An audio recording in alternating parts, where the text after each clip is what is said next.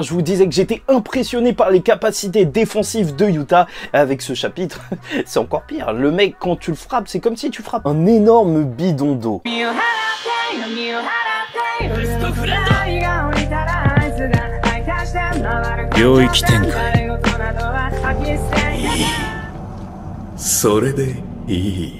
Mesdames et messieurs, ici Chaz et on se retrouve aujourd'hui pour la review du chapitre 177 de Jujutsu Kaisen Sendai Colony numéro 4.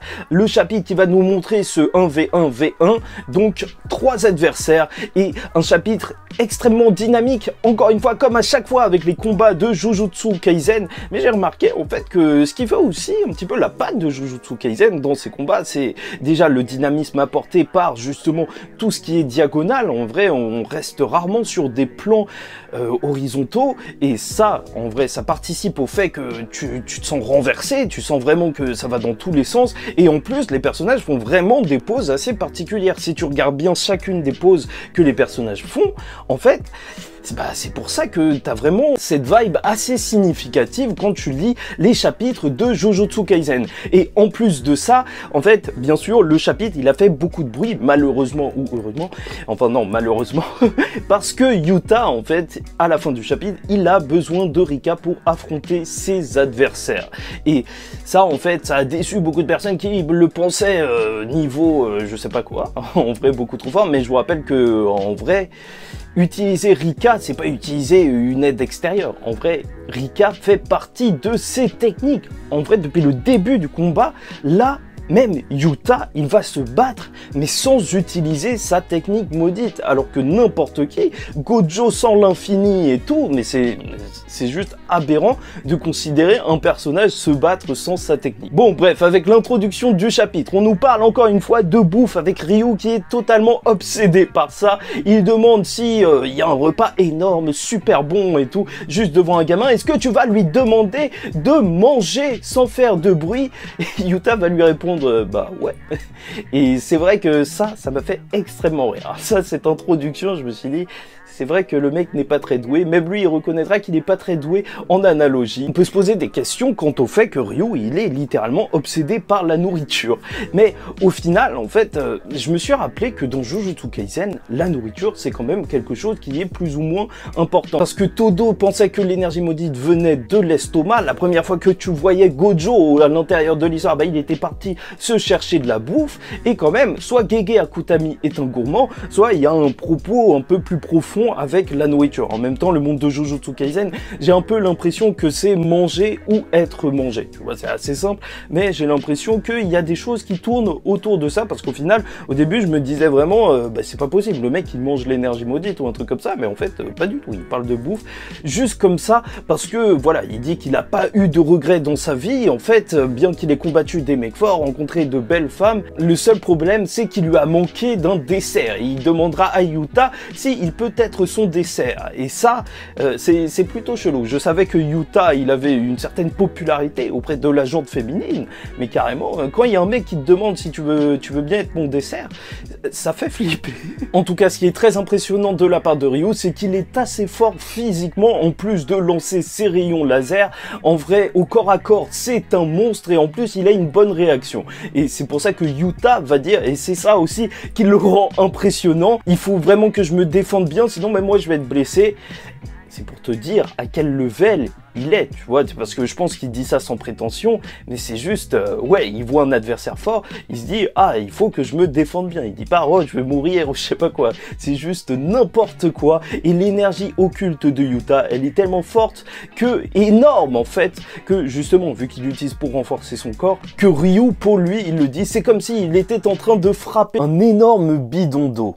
C'est juste incroyable, tu vois. Et bon, ça va se projeter dans tous les sens, des rayons laser qui vont arriver sur Yuta, des granités, entre guillemets, et Yuta va même en arrêter avec sa propre main. Et je me demandais pourquoi il n'arrêtait pas d'essayer de les arrêter comme ça, peut-être qu'il pouvait les esquiver, mais ça m'étonnerait même pas qu'on découvre au bout d'un moment que Yuta encaisse les attaques justement pour protéger les civils et qu'ils soient pas touchés par ce genre de rayons laser. Ouais, Yuta c'est un mec comme ça. Mais comme si le combat n'était pas assez compliqué, il y a Uro Uro qui va se ramener et qui va aussi attaquer Yuta. Et je trouve que en vrai Gege Akutami il a vraiment créé un style particulier avec ce personnage. Je suis littéralement à fond. Déjà la meuf elle est à poil avec des vêtements de ciel, enfin à moitié nue, je sais pas quoi. Et en plus quand elle fait ses techniques, tu sens il y a une sorte de grâce et tout, quand elle pète le ciel juste pour lancer justement de la glace sur Yuta.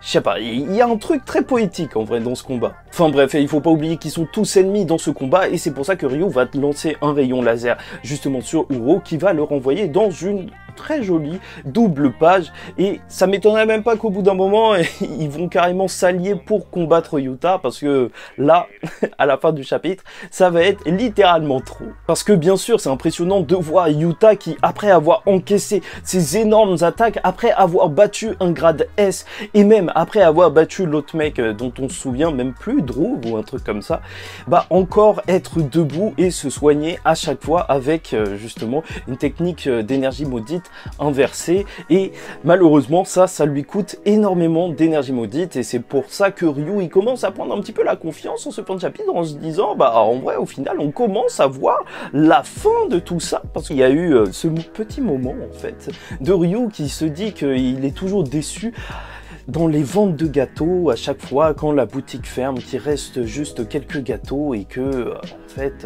voilà l'étal n'est plus rempli même si c'est une incroyable boutique de gâteaux. Est-ce qu'il veut nous dire que pour lui Yuta est décevant ou peut-être plus généralement que toute bonne chose a une fin? Dans tous les cas Yuta va faire le bilan en cette fin de chapitre. Il se dit que Ryu pourrait impliquer beaucoup de personnes vu son caractère dans le combat même sans le vouloir des civils et Uro a l'air de se battre contre les exorcistes par fierté et c'est pour ça que sa priorité de sauver les civils reste encore en jeu mais il aura besoin de Rika pour mettre fin à cette menace directement, il a plus le choix. Et le chapitre va se terminer sur ça, sur le viens Rika avec la case noire. Quand il y a la case noire, tu sais que c'est une dinguerie, extension de territoire ou je sais pas quoi. Là c'est Rika qui arrive et lui dit tout entière ou vous toutes, enfin c'est assez étrange et c'est pour ça que les gens se demandent s'il n'y aurait pas deux Rika parce que je vous rappelle que normalement Rika ne devrait plus être présente. C'est pour ça d'ailleurs qu'on nous avait dit qu'il avait regagné le grade S après l'avoir perdu juste en quelques mois, ce qui est impressionnant. Mais c'est pour ça qu'on se demande vraiment ce qui va se passer avec elle et ce qui s'est passé. Mais je me dis aussi que c'est juste tout entière dans le sens, voilà, parce que il peut manifester Rika juste sa tête ou juste ses bras et là peut-être qu'il la veut tout entière pour justement pouvoir se battre à 100%. Après juste ses bras et sa tête on suffit à tenir Yuji. Bon j'avoue il était en pleine dépression mais Yuji c'est un des personnages les plus forts physiquement de Jujutsu Kaisen donc je te laisse imaginer comment les deux autres devant Yuta vont terminer. Outre ça c'est toujours drôle de voir Yuta avec sa bague de fiançailles, enfin tu sens vraiment que là Gege Akutami il est en train de calmer les fangirls. Je te rappelle qu'en théorie, grâce à Rika, il a énormément d'énergie maudite en plus, limite infinie, même si c'est pas réellement infini, et qu'il peut copier les techniques. Peut-être que ses pouvoirs ont changé, mais attends-toi à du lourd, hein, à vraiment du très lourd. Tu vois le rayon laser le plus fort justement de cette colonie, je sens que Yuta il va nous montrer une technique encore plus énorme et il va littéralement calmer le game. Et c'est vrai que ce chapitre il a provoqué un grand débat, en vrai j'ai vu sur tous les forums et tout, est-ce que Gojo est plus fort que Yuta? Est-ce que Yuta est beaucoup plus faible que Gojo? Ça c'était vraiment le débat vu qu'on avait eu le flashback où justement Gojo il était encore en seconde année je crois. Bah je t'avoue que c'est assez compliqué. Certes Gojo avant il maîtrisait pas entièrement l'infini donc on peut vraiment se poser la question qu'est-ce qui se passerait face à un Yuta. Yuta, certes, peut-être que c'est moins impressionnant ce qu'il fait ces derniers chapitres, mais c'est parce qu'il n'utilise pas sa technique maudite. Je te le rappelle, c'est quand même énorme. Il n'utilise rien du tout. Et c'est pour ça que pour moi, en plus, un combat dans Jujutsu Kaisen, ça se passe vraiment différemment. C'est vraiment selon les affinités des techniques ou pas, comment renverser l'autre de manière intelligente. Donc, je pense pas qu'on peut juste dire oui, lui, il est plus fort que lui, sauf si c'est Gojo contre, je sais pas. Je sais pas qui, mais Gojo Prime à son max. c'est compliqué de faire une comparaison. Bon, bref, j'espère que vous avez apprécié cette vidéo. En tout cas, pour moi, c'était un plaisir de vous la faire. Et pas énormément de choses à dire parce que en vrai, c'était un chapitre qui se concentrait essentiellement sur le combat. N'hésitez pas à liker ou disliker la vidéo si ça vous a pas plu. Commentez, donnez-moi votre avis en commentaire. La semaine prochaine, ça va être littéralement énorme. Tout va exploser avec l'arrivée de Rika, les révélations. Je n'attends que ça. Et abonnez-vous parce que chaque semaine on parle de Jujutsu Kaisen. On est une petite communauté, donc il faut la renforcer. Et je vous dis ciao tout le monde, faites très attention à vous et surtout paix sur vous.